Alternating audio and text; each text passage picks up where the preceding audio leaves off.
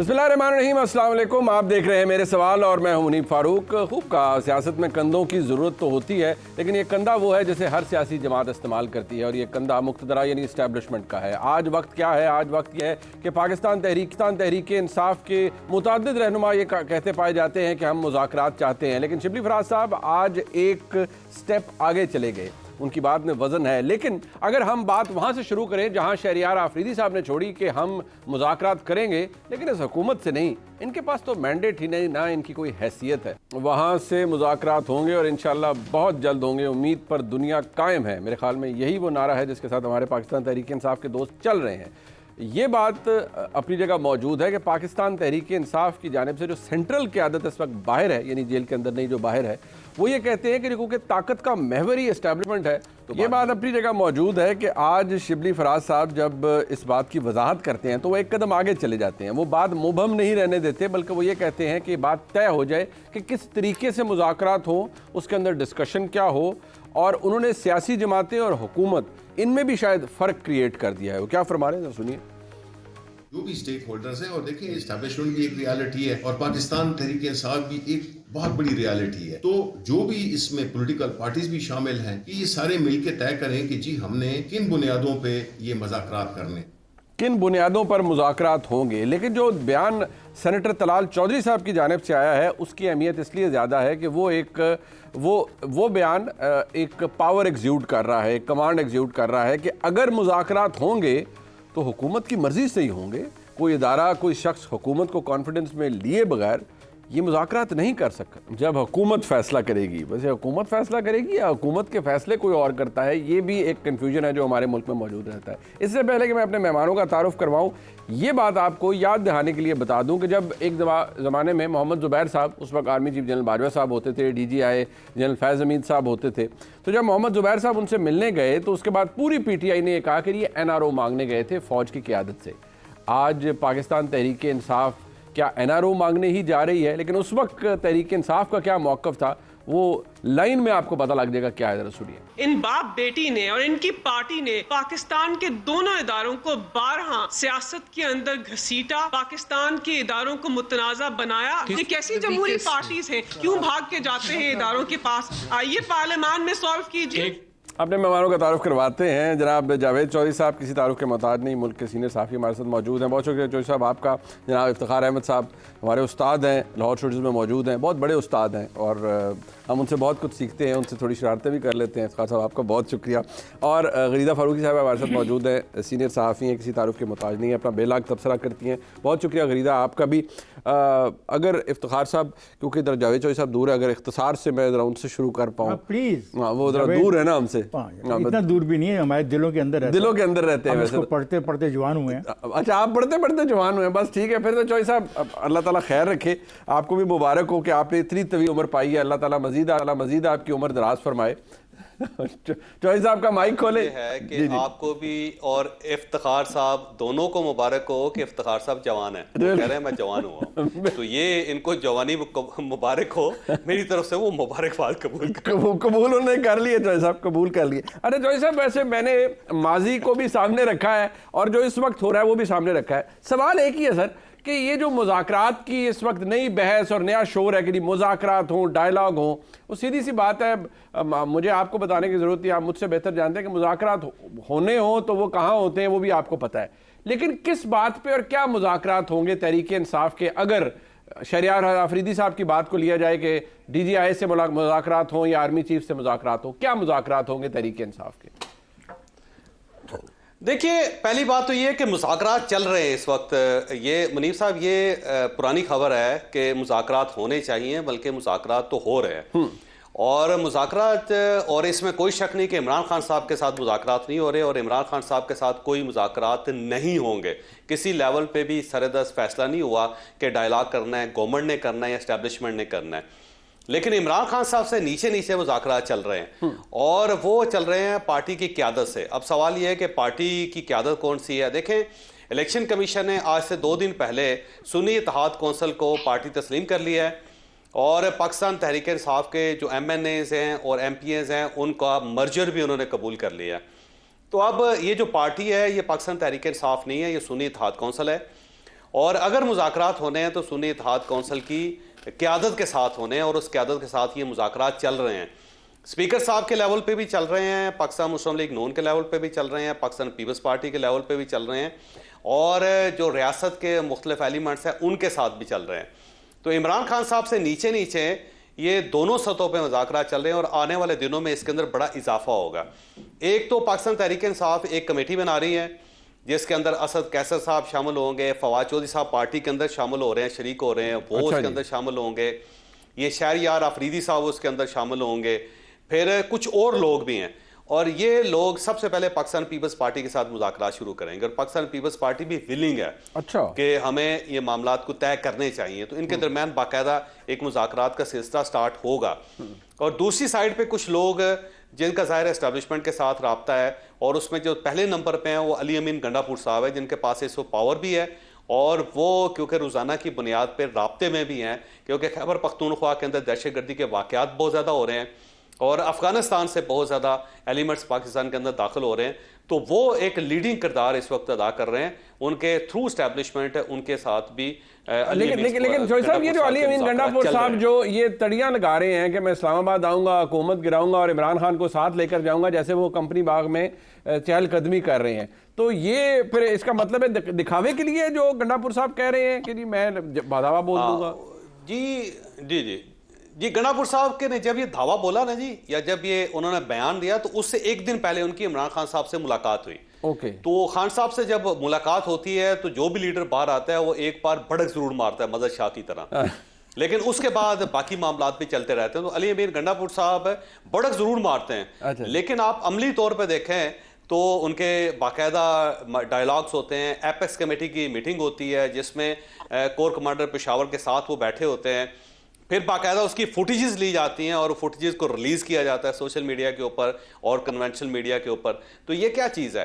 لیکن جو ہی وہ اڈیالہ جیل جاتے ہیں خان صاحب کے پاس، تو خان صاحب ان کے اندر ایک چابی بھرتے ہیں، اور اس کے باہر نکل کے وہ ایک بیان جاری کرتے ہیں، اور اس بیان کو پھر سوشل میڈیا پاکستان تحریک انصاف کا جو ہے وہ اس کو بہت زیادہ وائرل کرتا ہے. تو اس سے عمران خان صاحب کو تسلی ہو جاتی ہے کہ علی امین گنڈا پور صاحب ابھی تک میرے لگا دیا. بالکل ٹھیک ہے. اور یہ حرکت صرف اکیلے ہی نہیں کر رہے، پارٹی کے اور لوگ بھی یہی کر رہے ہیں. اور لوگ ایک بیان وہ لازمی ہے جو ٹک ٹاک کے اوپر بھی بڑے مشہور ہیں کئی سیاستدان پاکستان تحریک انصاف کے. فار صاحب اس میں ایشو یہ ہے کہ مختلف لیولز پہ چوئی صاحب بھی کہہ رہے ہیں کہ بات ہو رہی ہے عمران خان صاحب سے نہیں ہو رہی، شاید ان کو غصہ بھی اسی بات پر آتا ہے. لیکن یہ جو لوگ نکلتے ہیں، کوئی کہتا ہے جی خان نے کہہ دیا، کوئی معاملات نہیں، کوئی بات نہیں، کوئی تصفیہ نہیں، لیکن ساتھ ہی وہ کہتے ہیں کہ جی یہ دو بڑی شخصیات ہیں جن سے بات ہوگی.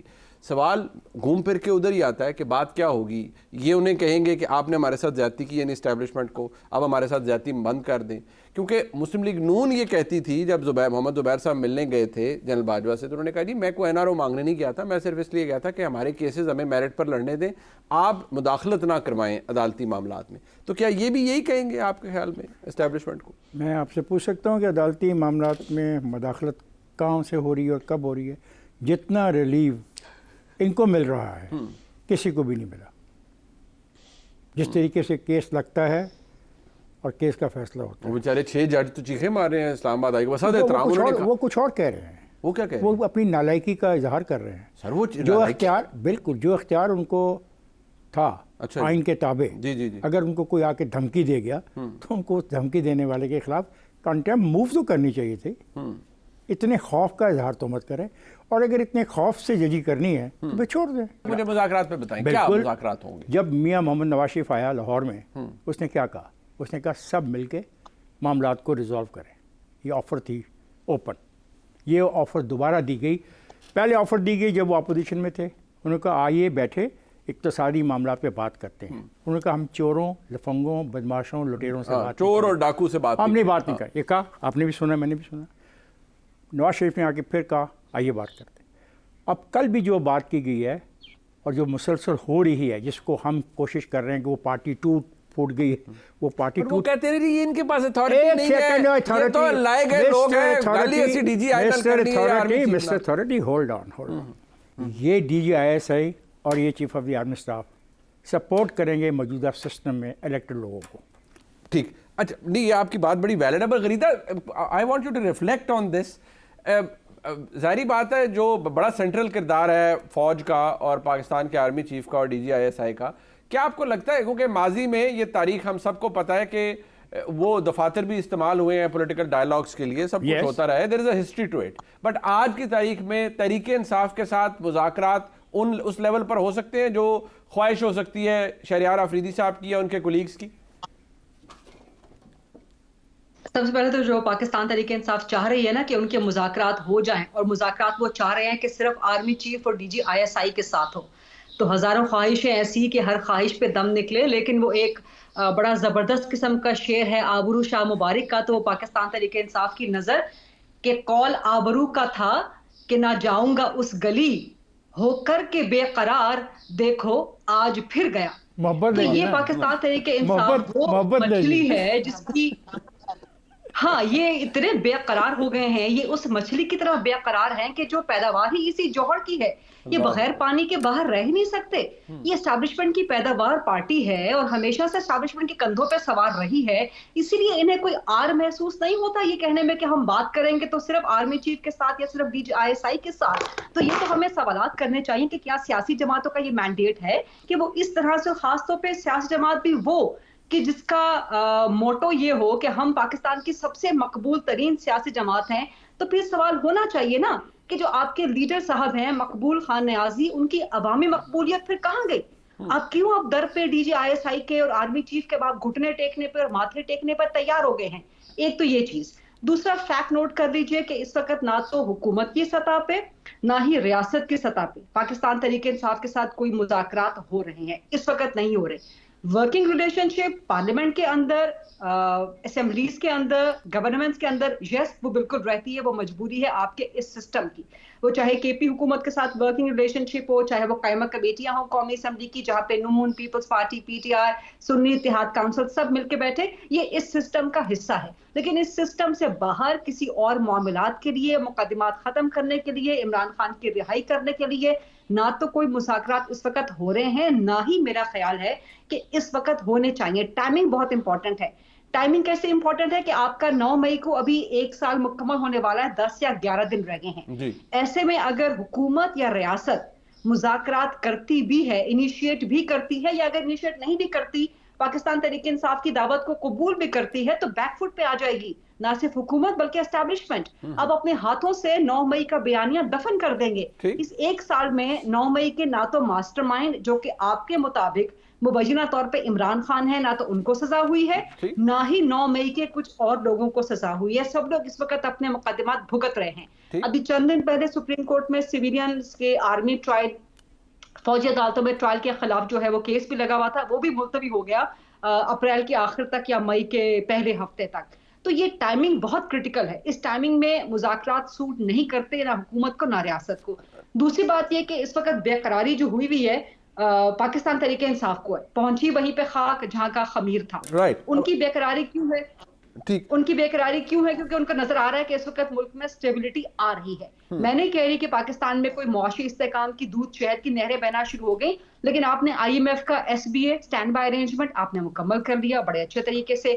آئی ایم ایف کا ایک بڑا پلان 6 یا 8 ارب کا جو پاکستان کی انٹینٹ ہے، پاکستان کی خواہش ہے، کتنا دیتا ہے آئی ایم ایف یہ بات کی بات ہے، بٹ وہ آپ کو ملنے جا رہا ہے۔ اسٹاک مارکیٹ آپ کی بہت اچھی پرفارم کر رہی ہے، اکنامک پروجیکشن آپ کی پازیٹیو آ رہی ہے، تمام انٹرنیشنل فائنینشیل انسٹیٹیوشنز کی طرف سے including I M F and world bank آپ کے خارجہ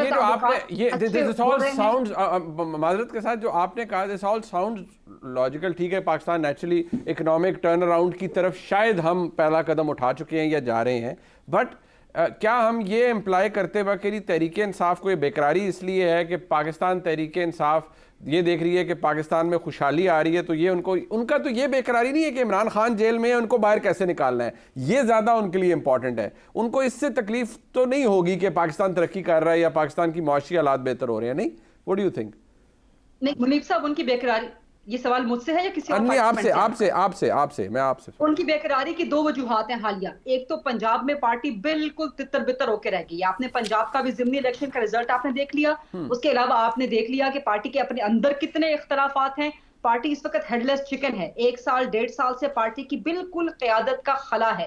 ایک بندہ کوئی اور بات کرتا ہے، دوسرا بندہ کوئی اور بات کرتا ہے، اندرونی جھگڑے اتنے زیادہ ہو گئے ہیں. پنجاب میں ابھی آپ نے احتجاجی تحریک جو کہ ضمنی الیکشن میں مبینہ دھاندلی اور 8 فروری کے مبینہ دھاندلی کے بارے میں تھی، اس کا رزلٹ آپ نے دیکھ لیا. ٹھیک ہے. عمران خان کی ایبسنس کا نقصان ہی نقصان سو ہو آپ کو رہا لگتا ہے ڈیسپریٹ موو ہے، they are desperate now, they want Imran Khan out, اور وہ یہ ان کی بےقراری بھی اس لیے کہ ہم سے فوری طور پر بات کی جائے. ایک پروگرام میں بریک شامل کرتے ہیں، واپس آئیں گے اور بریک کے بعد بھی گفتگو ہوگی. اور پروگرام کے آخری سیگمنٹ میں جو اس وقت ایک شور برپا ہے کہ سولر پاور کے استعمال کے اوپر کوئی فکس ٹیکس لگایا جا رہا ہے، ایکچولی ہو کیا رہا ہے، حکومت کی اگر نااہلی ہے تو وہ کس جگہ پر ہے، پاور ڈویژن کا کیا کہنا ہے، اور وفاقی وزیر برائے پاور ڈویژن ان کا کیا کہنا ہے، وہ ایکسکلوسیولی ہم آپ کو اس پروگرام کے آخری حصے کے اندر دکھائیں گے.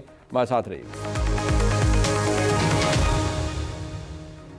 خوش آمدید کہتے ہیں. اب چوئی صاحب، یہ اگر ہم یہ کہیں کہ تحریک انصاف کا جو اس وقت ڈیسپریشن ہے، اس کی وجہ یہ ہے کہ وہ ظاہری بات ہے ان کو پارٹی کے مسائل بھی ہیں، سیاست سے بھی شاید ریلیونٹ ہو رہے ہیں، اس لیے ان کو یہ بھی جلدی ہے. ویسے جلدی تو کسی بھی حکومت کو ہوتی ہے یا کسی بھی سیاسی جماعت کو معذرت چاہتا ہوں ہوتی ہے اگر وہ اسٹیبلشمنٹ کے رانگ سائڈ پر ہوں. لیکن یہ طلال چودھری صاحب کا یہ کہنا کہ اگر مذاکرات ہوں گے تو پھر حکومت کہے گی تبھی مذاکرات ہوں گے تحریک انصاف سے، یعنی کوئی فرد کرے گا، کوئی ادارہ کرے گا، کوئی شخصیت کرے گی تو حکومت کی مرضی سے ہوں گے. نہیں، میرا نہیں خیال کہ ایسا ممکن ہے، کیونکہ ریاست کے ساتھ تو مذاکرات چلتے رہتے ہیں. محمد زبیر صاحب کی آپ نے مثال دی. محمد زبیر صاحب کی کئی بار ملاقاتیں ہوئی تھی جنرل فیض حمید صاحب سے اور جنرل باجوہ صاحب سے. اور جب میں نے اس اسٹوری پہ کام کرنا شروع کیا تھا آج سے تقریباً 2 سال پہلے، تو اس وقت بہت سارے نوٹس میں نے لیے تھے بہت ساری میٹنگز کے حوالے سے. اس میں تو ظاہر ہے اگر وہ زبیر صاحب ملتے رہے ہیں تو گورنمنٹ سے پرمیشن تو نہیں لی تھی، نہ جنرل باجوہ صاحب نے لی، نہ جنرل فیض حمید صاحب نے لی، نہ زبیر صاحب نے باقاعدہ گورنمنٹ سے، اس وقت عمران خان کی گورنمنٹ تھی تو وہ بس ملاقاتیں ہوتی رہیں. اس میں بلکہ ایک بڑا دلچسپ ٹرن یہ بھی آیا تھا کہ زبیر صاحب نے کو اپنی بات شروع کر دی تھی اور اس میں انہوں نے کو مریم نواز صاحبہ سے ریلیٹڈ کو نامناسب باتیں بھی کی تھیں جناب باجوہ صاحب سے میٹنگ کے دوران. اور وہ ریکارڈنگ ہو رہی تھی باقاعدہ، اور بعد میں جناب فیض حمید صاحب نے وہ ریکارڈنگ میاں نواز شریف صاحب کو بھجواتی تھی، جس کے بعد میاں نواز شریف صاحب نے دروازے بند کر دیے تھے ان کے لیے. اس کے بعد زبیر صاحب آج تک پھر مریم نواز صاحبہ اور میاں نواز شریف صاحب سے ملاقات نہیں کر سکے. تو اتنی زیادہ ملاقاتیں اس وقت ہوتی رہتی تھی. اور پھر تو بعد میں ظاہر آپ پہ ٹویٹ بھی آئی تھی، آپ کو پتہ ہوگا، کہ جس میں یہ ڈکلیئر کیا گیا تھا کہ زبیر صاحب کے ساتھ 2 ملاقاتیں ہوئی اس موضوع پہ. اور اس میں کوئی شک نہیں کہ وہ مریم نواز صاحبہ کے لیے لابنگ کر رہے تھے اور میاں نواز شریف صاحب کے لیے بھی کر رہے تھے. تو یہ ملاقاتیں تو ہوتی رہتی ہیں. اور اس وقت بھی پاکستان تحریک انصاف اور اسٹیبلشمنٹ اور گورنمنٹ کے درمیان بہت سارے لوگ ہیں جن کے اپنے ذاتی ریلیشنز ہیں، اور ذاتی ریلیشنز میں ذاتی کیپیسٹی میں بہت سارے لوگ مل رہے ہیں. کئی ایسے ریٹائرڈ آفیسرز ہیں جن کا ٹلٹ ہے عمران خان صاحب کی طرف اور دوسری طرف بھی بڑا احترام کی نظر سے دیکھے جاتے ہیں، تو وہ بھی بات کر رہے ہیں. تو باتیں کرنے میں تو کوئی حرج نہیں ہوتا. بٹ کیا عمران خان صاحب کی رہائی ممکن ہے؟ کیا عمران خان صاحب کی رہائی چوئی صاحب ممکن ہے اس سارے پروسیس میں ان باتوں کے نتیجے میں؟ سرحدس ممکن ہے نہیں، سرحدس ممکن نہیں ہے. سرحدس ممکن نہیں ہے. صرف اس شکل میں رہائی ہو سکتی ہے کہ وہ گارنٹی دیں کہ باہر نکل کے وہ سڑکوں کے اوپر افراتفری نہیں ملائیں گے. وہ بے شک یہاں پہ جلسے کریں، جلوس کریں، اپنی سیاست کریں، لیکن سڑکیں گرم نہیں ہوں گی. تو جب تک عمران خان صاحب یہ نہیں وہ وعدہ کرتے، اس سے پہلے میرا نہیں خیال کہ کوئی رہائی ممکن ہے. کیونکہ اگر وہ آ جاتے ہیں اور دوبارہ فیض آباد میں بیٹھ جاتے ہیں، ریڈ زون میں بیٹھ جاتے ہیں، لاہور کو چوک کر دیتے ہیں، تو یہ جو ایک اکنامک سٹیبلٹی آئی ہے پاکستان کے اندر کہ ہماری اسٹاک ایکسچینج 72,000 پوائنٹس پہ چلی گئی ہے، باہر سے انویسٹمنٹس آ رہی ہیں، IMF کے ساتھ پاکستان کے ایگریمنٹس ہو رہے ہیں، پاکستان کی جو انڈسٹری ہے وہ دوبارہ ٹیک آف کر رہی ہے، تو اس سب کو ریورس گیئر لگ جائے گا. تو وہ ریاست نہیں چاہتی کہ عمران خان صاحب باہر آ کے اس ٹائپ کی کوئی افراتفری مچا سکیں. بالکل ٹھیک ہے. اور یہ بھی ذہن میں رکھیں، جو میری ریڈنگ ہے کہ اب بشرا بی بی ہیں یا عمران خان ہیں، اگر رہائی ہوتی ہے تو کسی ایک کی ہوگی، دوسرے بطور ضمانت ریاست کے پاس ہی رہیں گے. کیونکہ اگر دوبارہ وہی صورتحال شروع ہو جاتی ہے، دوبارہ 9 مئی ہو جاتا ہے، تو آپ خود اندازہ لگائیں کہ پاکستان کہاں سٹینڈ کرے گا. فار صاحب، آپ کو لگتا ہے کہ عمران خان، وہ کہا جاتا ہے نا کہ وہ عدالتوں سے ریلیف ملے گا سب کچھ، لیکن ایک فیکٹ ہے کہ جس طرح سے سزائیں ہوئی الیکشن سے پہلے، جو ایک پروسیجر اڈاپٹ کیا گیا وہ بھی کوئی قانونی طور پر کوئی درست جو نظر نہیں آتا. پروسیجر اچھا نہیں تھا اس کا بھگتان بھگت لیا اور اس کا فائدہ پی ٹی آئی کے لوگوں کو ہو گیا. اب آگے چلیں, بندہ تو اندر ہے نا, آگے چلیں نا, بندہ تو اندر ہے نا, بندہ تو کیا آپ چاہتے ہیں ہم چھوڑ دیں اس کو؟ نہیں میں نہیں چاہتا چھوڑتے, وہ بندہ ہو ٹریوسٹی آف جسٹس تو اسی کو کہتے ہیں نا. کچھ دیکھیں میری بات سنیں, فوجداری ٹرائلز جو ہوتے ہیں وہ اس طرح نہیں ہوتے جیسے عمران خان کے ہوئے ہیں. یہ بات ہو گیا, سمپل ہے نا, وہ غلطی ہو گئی, غلطی جنہوں نے کی بھگت لیا انہوں نے, باقی تو ٹرائل ابھی چلے گا. اچھا مجھے بتائیں, آپ چاہتے ہیں ٹرائل نہ چلے؟ نہیں میں ٹرائل تو مکمل ہوئے ہیں, اب تو اپیلیں ہیں نا. نہیں اپیلیں بھی نا, اچھا آپ چاہتے ہیں کہ اسی جگہ پہ ختم کر دیا جائے, نہیں کہا اس کو ہائی کورٹ میں سپریم کورٹ میں نہ جانے دیا جائے. سرکار میری میں نہیں کیا. نہیں میں ویسے جاننا چاہتا ہوں, جناب میں جاننا چاہتا ہوں. جناب والا میں نہیں کیا. میں جناب سے یہ پوچھ رہا ہوں کہ آپ کو لگتا ہے کہ کنسیڈرنگ آل دس عمران خان صاحب کی, یا آپ چوہدری صاحب سے اگری کریں گے کہ سر دست کوئی ایسی چیز نہیں ہے کہ جس سے وہ باہر آئے؟ پہلی بات یہ ہے کہ مجھے نہیں سمجھ آتی ہم عمران خان پہ اتنی ڈیبیٹ کیوں کرتے ہیں. Imran Khan is one of them. جس طرح آپ نے خود نام لیے, کچھ ڈاکٹر یاسمین راشد کا لیا, اعجاز چودھری کا نام لیا, محمود رشید کا نام لیا, اور میں نے کہا 104 افراد ہیں, تو ہم ان سب کی بات کریں نا. یہ سارے عمران خان کی وجہ سے جیتے ہیں, عمران خان ان کی وجہ سے نہیں. کیا خیال ہے کہ عمران خان جب اگر رہا ہو جائے گا تو یہ بھی رہا ہو جائیں گے؟ ایسا نہیں, یہ میں تو عمران خان صاحب کی. اچھا میں بھی وہی بات کر رہا ہوں. دیکھیں ہم ایک پرسن اسپیسیفک بات کر رہے ہیں پاکستان میں. پرسن اسپیسیفک بات اب نہیں مجھے چلتی نظر آتی. سر پرسن اسپیسیفک ہو جاتی ہے. میاں نواز شریف صاحب اندر تھے یا ان کی صاحبزادی, تو پرسن اسپیسیفک گفتگو ہوتی تھی. اب عمران خان صاحب اندر ہے تو اسی حوالے سے ہوگی نا حضور. گفتگو تو ہوگی, تو ان کو تو پروسیس سے گزرنا پڑا ہی نہیں گزرنا پڑا. کتنا عرصہ رہے وہ اس پروسیس کے اندر, میں وہی پوچھ رہا ہوں. عرصہ تو اتنا عرصہ کہ دوسروں کو بھی جانے دو. دیکھیں میں اس کی بحث نہیں کرتا, میں پرنسپلی اس بات سے اتفاق کرتا ہوں کہ پاکستان کے اندر اقتصادی صورتحال کو بہتر کرنے کے لیے تمام جو پلیئرز ہیں ان کو کسی سمجھوتے پہ آنا پڑے گا. ایک پرنسپلی اصولی بات ہے, اور اس کا اظہار پاکستان مسلم لیگ نون 2-3 مرتبہ پچھلے 2 ہفتوں میں کر چکی ہے. اب سوال ہے کہ انہوں نے, شبلی صاحب نے جو کہا کہ ان کو ٹی او آر بتائے جائیں, تو ان کو بتا دیے جائیں گے. اگر وہ ٹی او آر اوڈیالہ نے اپروو کر دیے تو بات آگے چل جائے گی. لیکن بہت اچھا کیا speaker of the national assembly نے, اس نے جو ماحول و فضا بنائی ہے وہ بڑی پازیٹیو ہے. منیب آپ غور کریں کہ اس نے کہا نہ صرف کہ آپ لوگ اور پیپلز پارٹی اور نون لیگ, باقی جماعتوں کے جو بھی لوگ ہیں وہ کمیٹیوں کے اندر آئیں, ہمارے پاس اتنی ساری کمیٹیاں ہیں. اور یہی ایک اچھی بگننگ ہے کہ کم از کم ایسی صورتحال تو پیدا کی جائے اسمبلی میں, اوے توئے کی بجائے کوئی ریزنیبل اپروچ ہو. یہ اگر ڈیولپ ہوگی تو باتیں آگے جائیں گی. باقی رہا 9 مئی, میں نہیں سمجھتا 9 مئی سے پہلے کسی قسم کا کوئی ڈائلاگ جنم لے گا.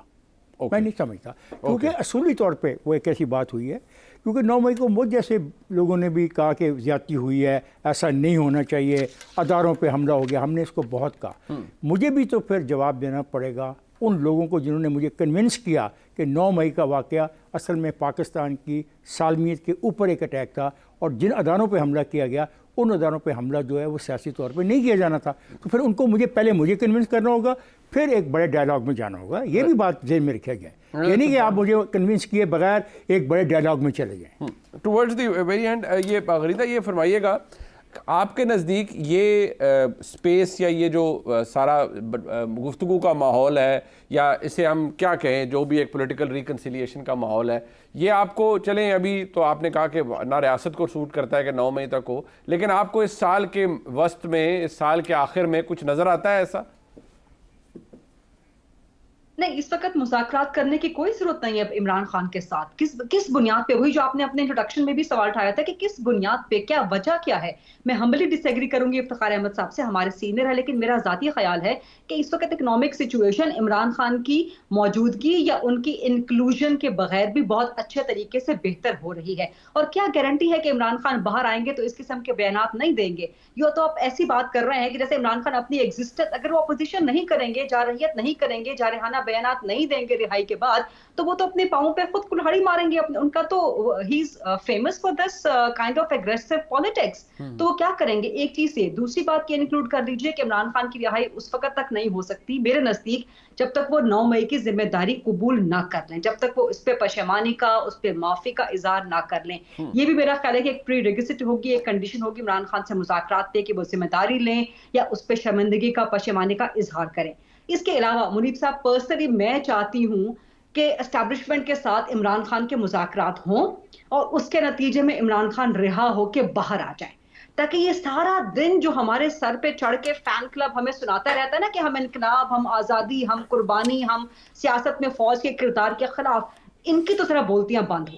تب مجھے بڑی خوشی ہوگی, مجھے بڑا دیکھنے میں مزہ آئے گا کہ اس وقت یہ سارے کے سارے جو گماشتے ہوتے ہیں نا, سیاسی میڈیائی, سوشل میڈیائی, جو یوٹیوب پہ بیٹھ کے ویلاگ کر رہے ہیں, کہ ڈٹ کے خان کھڑا ہوا ہے, کسی کے آگے نہیں جھکا اور اسٹیبلشمنٹ سے ڈیل ہی نہیں کر سکتا. مجھے تو بڑا مزہ آئے گا وہ سب دیکھنے میں کہ جب یہ یو ٹرن لیں گے اور اسی اسٹیبلشمنٹ کو قوم کا نیا باپ بنا لیں گے, تو مجھے بڑی خوشی ہوگی اس وقت. تو میں تو چاہتی ہوں کہ اسٹیبلشمنٹ سے ڈیل ہو عمران خان کی, رہا ہو کے باہر آ.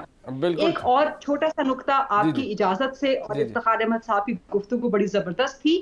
یہ سارے معاملات ٹھیک ہے, ہمیں کرنی پڑتی ہے گفتگو کہ پاکستان کے بڑے پولیٹیکل میٹرز ہیں, لیکن جو گندم کے کسان کا استحصال ہوا ہے پنجاب میں اور سندھ میں, میرا خیال ہے کہ ہمیں اس پہ زیادہ سے زیادہ بات کرنی چاہیے. اس پہ ہم لوگ بات کر رہے ہیں لیکن اتنی بات نہیں کر رہے جتنا بڑا یہ بحران ہے. یہ بہت بڑا اسکینڈل ہے پنجاب حکومت کا, خاص طور پہ نگران حکومت کا, اور مر گیا ہے پنجاب کا کسان, سندھ کا کسان مر گیا ہے بالکل اس دفعہ مافیا کے ہاتھوں. اور اس میں انکوائری اس بات کی کرنی چاہیے کیوں گندم خریدی گئی جب پتا تھا کہ فصل 2 مہینے کے بعد آنی ہے.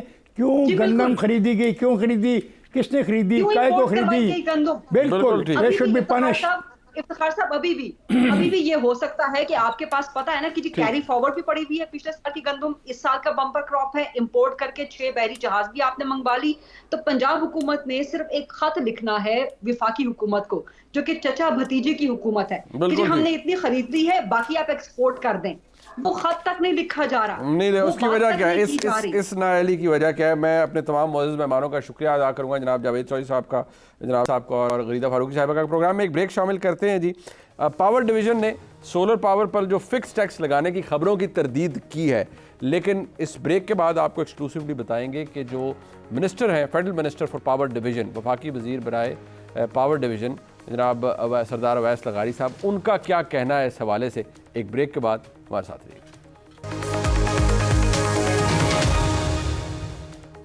پاکستان کی پاور ڈویژن نے سولر پاور اور فکس ٹیکس لگانے کی خبروں کی تردید کی ہے. اب یہ بات اپنی جگہ موجود ہے, لیکن جو اعلامیہ سامنے آیا ہے وہ بڑا دلچسپ ہے, جس میں کہا گیا ہے کہ سینٹرل پاور پرچیزنگ ایجنسی یا پاور ڈویژن نے حکومت کو ایسی کوئی سمری نہیں بھیجی.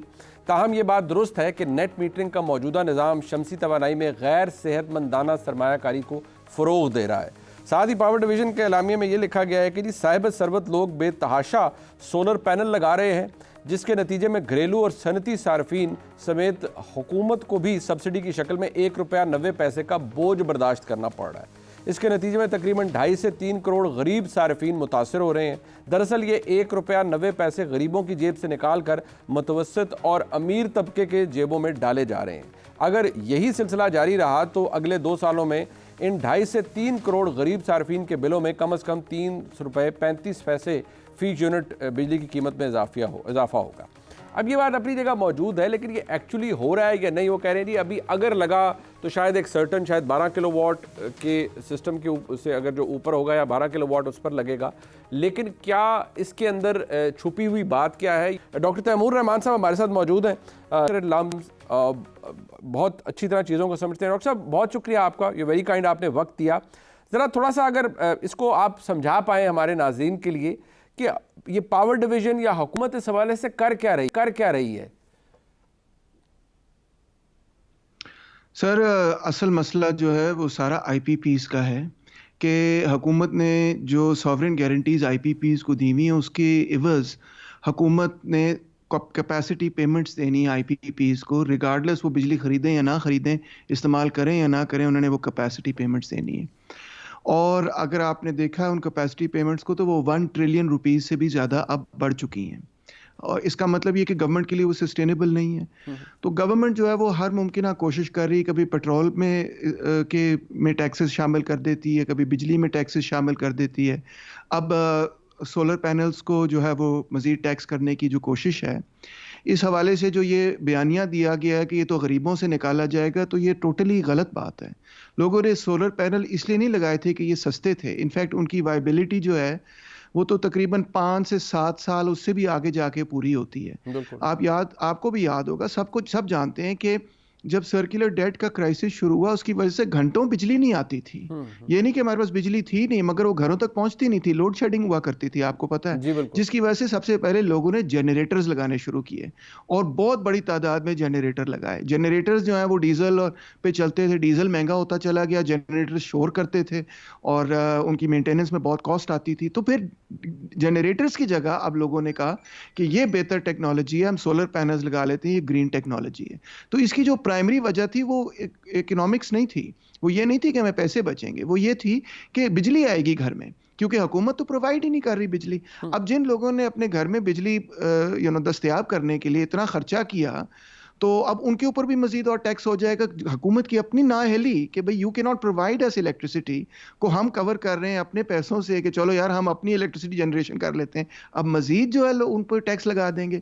اس ساری کہانی سے یہ نہیں ثابت ہوتا کہ غریبوں سے کچھ چھینا گیا ہے. اس ساری کہانی سے یہ ثابت ہوتا ہے کہ نمبر ایک, حکومت نے جو آئی پی پی اس کے ساتھ ڈیل کی تھی وہ ٹوٹلی غلط تھی, اس کا بہت بڑا نقصان ہو رہا ہے ملک کو. اور دوسری یہ بات کہ حکومت جو ہے پاور سیکٹر کے اندر ریفارمز کر کے اس کو بہتر کرنے میں کامیاب ہی نہیں ہے. 5 آپ کو پتہ ہے ڈسکوز لاس میں جا رہے ہیں, اتنا شدید لاس ہے جس کا حد حساب کوئی نہیں. اور اوپر سے آپ نے یہ بھی پڑھا کہ پچھلے سال لیسکو نے ہمارے ساتھ کیا کیا, لیسکو نے 830 ملین اضافی یونٹس لوگوں کو بل کر دیے کہ بھئی پیسے نکالو, ان میں سے پیسے نکالو, تو اضافی بلنگ ہو گئی, آپ نے سنا. تو this is what is this except incompetence. اس انکمپٹنس کو آپ اس کے اوپر لبادہ اوڑھ دیں کہ ہم تو غریبوں کا بینیفٹ کر رہے ہیں. It's not true, it's just simply false. Very kind of you doctor صاحب. آئی تھنک آپ نے بڑا اچھے پرسپیکٹو میں لوگوں کو یہ بات سمجھائی ہے. Very good time. ہم نے کوشش کی سردار اویس خان لغاری صاحب سے, جو کہ اس وقت ملک میں نہیں ہے, لیکن ان سے رابطہ ہوا اور ان کا جو ورژن ہے اس حوالے سے, بینگ دا فیڈرل منسٹر یعنی وفاقی وزیر پاور ڈویژن کے, ان کا موقف ہمارے پاس ایکسکلوسیولی موجود ہے. آپ اس پروگرام کے اندر یہ موقف سن پائیں گے. وہ کیا کہہ رہے ہیں اس حوالے سے, ذرا سن لیجیے. بسم اللہ الرحمن الرحیم. پچھلے کوئی 2 ہفتے کے اندر ہم نے 3 پرائم منسٹر صاحب کے ساتھ سیکٹر ریفارمز, پاور سیکٹر کے ریفارمز کے اوپر پریزنٹیشنز دی ہیں. 3-3 4-4 گھنٹے کی ایک میٹنگ تھی اور پاور سیکٹر کے تمام جتنے بھی ایشوز ہیں ان کو سامنے ہم لے کے آئے. کہاں بچت ہو سکتی ہے, قیمت کہاں کم ہونی چاہیے, لوگوں کے لیے, عام لوگوں کے لیے ریلیف کس طرح ہوگا, انڈسٹری کو ریلیف کس طرح ملے گا تاکہ وہ اپنی ایکسپورٹس بڑھا سکیں, قیمتیں کس طرح نیچے آئیں گی, لاسز کہاں ہو رہے ہیں, انیفیشنسیز کہاں ہیں. اور ان تمام چیزوں میں ہم نے یہ بھی دیکھا کہ 2017-18 کے اندر جو میں ہی اس وقت پاور منسٹر تھا اور ہماری نون لیگ کی حکومت نے اس وقت نیٹ میٹرنگ کا آغاز کیا تھا. اس سے پہلے کسی کو نیٹ میٹر نہیں ملتا تھا. ہم نے سمجھا تھا کہ ایک رینیوبل انرجی اور سولر انرجی کی انڈکشن سسٹم میں ہونی چاہیے اور لوگوں کو خود موقع ملنا چاہیے کہ اپنے گھروں کے اندر انویسٹمنٹ کر کے سے پیسے کمائیں. وہ بہت اچھا اس کا رزلٹ آیا ہے. 5 سال ہو چکے ہوئے ہیں.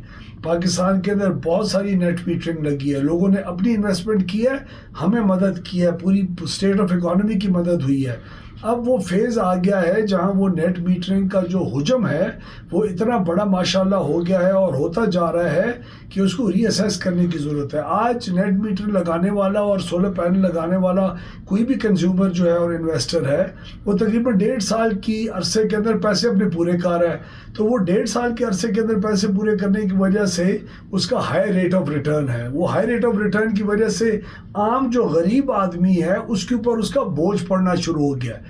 تو اب اس ہائی ریٹ آف ریٹرن کو جو کسی بڑے انڈسٹریلسٹ کو نہیں ملتا, کسی بڑے آئی پی پی کو نہیں ملتا, کہیں بھی دنیا میں نہیں ملتا, اس کو اب ریشنلائز کرنے کی ضرورت ہے. اس ریشنلائزیشن کے اوپر کام شروع ہوا ہے. تو میرے خیال میں یہ خبر کہ کام شروع ہوا ہے اس کو لوگوں نے لے کے کیا کیا کچھ ہو سکتا ہے, میڈیا نے اس کو ایسی ہائپ کریٹ کر دی.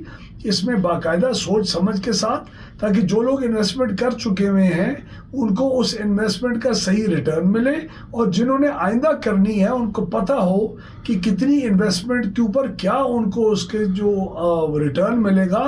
بڑے رسپانسبل طریقے سے ہم اپنی پالیسی بنائیں گے اور یہ اگلے 1 سے 2 مہینے کے اندر انفولڈ ہوگی. اس وقت جو خبریں کل آئی ہیں کہ فی کلو واٹ اتنا زیادہ خرچہ پڑ جائے گا, اس کے اوپر کوئی ابھی تک بات چیت نہیں ہوئی اور آہستہ آہستہ ہوگا اور ہم صحیح طریقے سے اسٹیک ہولڈرز کو مل کے انشاءاللہ بات کریں گے. پروگرام آپ نے دیکھا جی, اس کا فیڈ بیک ہمیں ضرور دیجیے گا. دیکھنے کا بہت شکریہ. خدا حافظ.